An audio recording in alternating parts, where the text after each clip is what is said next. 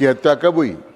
महात्मा जी ने कहा था कि भारत का विभाजन मेरे शरीर के टुकड़े होने पर, मेरा शरीर कटने पर होगा।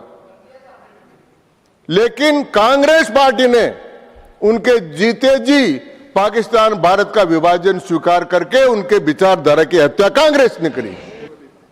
सभापति महोदय, मैं बात करना चाहूंगा कि इसके पहले जब विचार विमर्श शुरू हुआ तो विचार यहां पर आ गया। कांग्रेस के बहुत वरिष्ठ नेता माननीय दिग्विजय सिंह जी बोले, संजय सिंह जी बोले कि विचारधारा क्या है।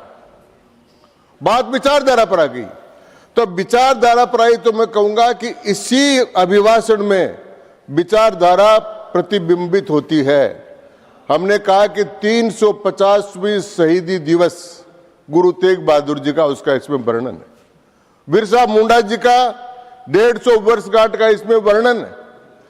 प्रधानमंत्री जी खुद रविदास जी की जयंती पर वहां जालंधर गए। अहिल्याबाई होलकर की 300वीं जयंती हमने सब जगह मनाई। ये विचारधारा प्रतिबिंबित करती है कि हम किस विचारधारा को प्रतिनिधित्व करते हैं। इसमें कोई छुपाने की बात नहीं। और ये जो विचारधारा है, ये विचारधारा कहां लेकर जाती है, ये मैं आपसे कहना चाहता हूं। एक बात कही गई यहां कि विचारधारा की हत्या करनी है। किस विचारधारा की हत्या करनी है आपको?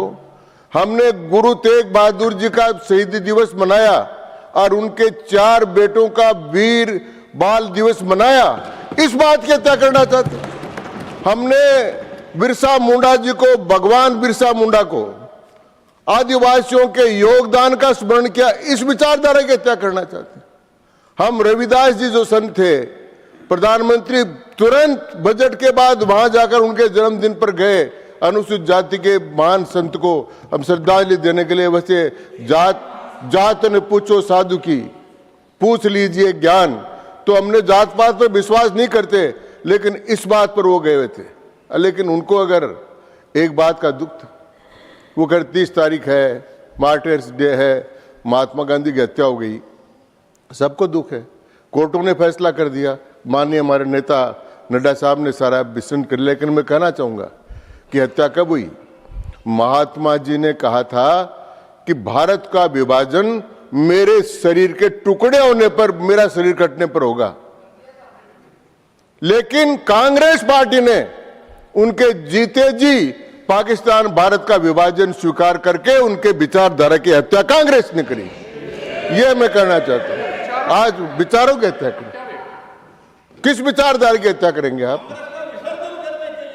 वो बोला उसका, अब आप वो काम बचा हुआ काम अब अपन को पूरा करना। गांधी जी के अनुयायी अपन ये काम पूरे करेंगे। अब मैं दूसरी बात कहता हूं कि ये क्या बनाना चाहते हैं।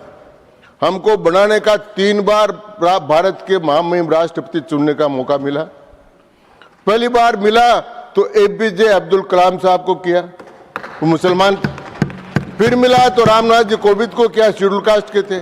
और फिर मिला तो आदरणीय श्रीमती द्रौपदी मुर्मू जी को किया, वो शेड्यूल ट्राइब थे। ये विचारधारा हमारी तो साफ है।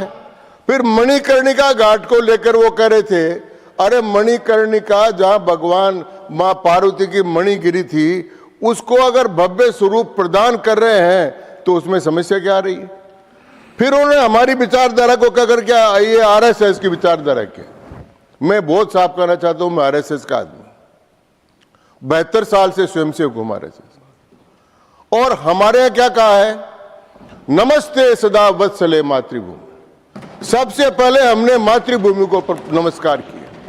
फिर हमने कहा त्वदीयाय कार्याय बद्धा कटियम, हम तेरे कार्य के लिए कमर कसकर खड़े हैं। फिर कहा पतत्वे सकायो नमस्ते नमस्ते, यह शरीर जो है तुम्हारे काम आए, आपको बार बार नमस्कार है। और अंत में कहा परम वे भवन ने तुम्हें तत्स्वराष्ट्रम, मेरा राष्ट्र परम वैभव के शिखर पर पहुंचे। तो ये 2047 में जो आत्मनिर्भर परम वैभव की बात करनी है ना, उसकी प्रार्थना तो हम 100 साल से कर रहे हैं साहब। इसलिए सदी तो पूरी हमारी बीत गई। तो मैं दूसरी बात करना चाहता हूं कि कुछ एक यहां फेडरल सिस्टम की बात हुई बार बार। माननीय त्रिचू शिवाजी नहीं है, उन्होंने बार बार कहा हिंदी के नाम लेकर और नाम लेकर कि फेडरल है, कोऑपरेटिव फेडरलिज्म है। भाई, भारत के फेडरलिज्म को समझना बहुत जरूरी है। वो समझ ले अच्छी तरह से।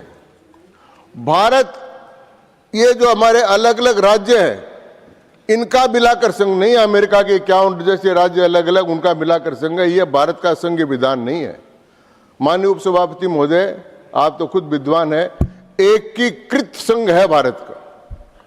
किसी दूसरे देश का जो फेडरल सिस्टम है, उसमें केंद्र को राज्य की सीमा बदलने, नए राज्य बनाने का अधिकार प्राप्त नहीं है। भारत का यह संविधान है जिसमें यह अधिकार केंद्र को प्राप्त है, और इसलिए भारत एक एकीकृत संघ है, वो राज्यों का मिलाकर संघ नहीं है। यह बात डीएमके के नेता को अच्छी तरह से समझ लेनी चाहिए। और इसका उदाहरण देता हूं कि साहब, फेडरलिज्म पर हमला हो रहा है। फेडरलिज्म पर हमला कब होगा? संघवाद पर। क्या केंद्रीय सूची, राज्य सूची, समवर्ती सूची, तीनों सूचियों में आज तक भारत सरकार ने कोई परिवर्तन नहीं किया, कोई संविधान संशोधन नहीं किया। कहां से अधिकार ले लेंगे? और अधिकार अगर लेने की बात है तो आज डीएमके के बंधु नहीं है, वो सुन लें। 1976 में जो 42nd amendment of the constitution हुआ था, उसमें राज्यों के अधिकार खत्म करने की बात की गई थी, और उसमें डीएमके उस समय कांग्रेस के साथ थी, आज भी साथ है। इसलिए वो काम उन्होंने किया। शिक्षा समवर्ती सूची में नहीं थी, राज्य की सूची में थी।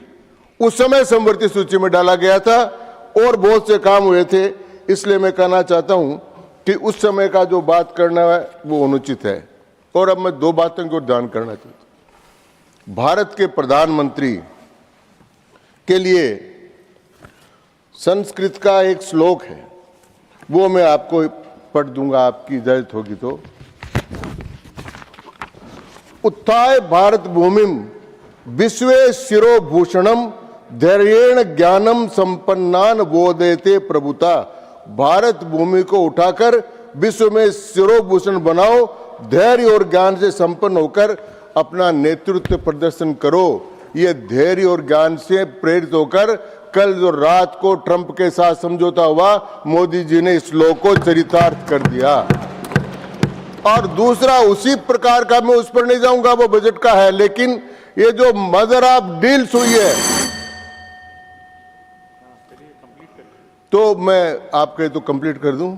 मदर ऑफ डील्स जो हुई है, उस डील्स के बारे में, और अंत में मैं, जब आपने इतना ही सा समय दिया है, तो मैं ये कहना चाहूंगा कि अगर चर्चा करनी, समय पार्टी देती, हम पालन करने का अनुरोध करते हैं। तो मैं कहना हूं कि चर्चा अगर करनी थी तो ये चर्चा करनी थी आपको कि 25 करोड़ लोगों को गरीबी की रेखा के बाहर निकाल दिया। चर्चा करनी तो ये करनी थी कि 95 करोड़ लोगों को सामाजिक सुरक्षा के दायरे में लेकर आ गए। चिंता करनी तो यह करनी थी कि 6,75,000 करोड़ डायरेक्ट ट्रांसफर में रुपए चले गए लोगों के पास। चर्चा करनी तो यह करनी थी कि 4 करोड़ पक्के घर बनाए और 32 साल में सिर्फ 1 लाख बने।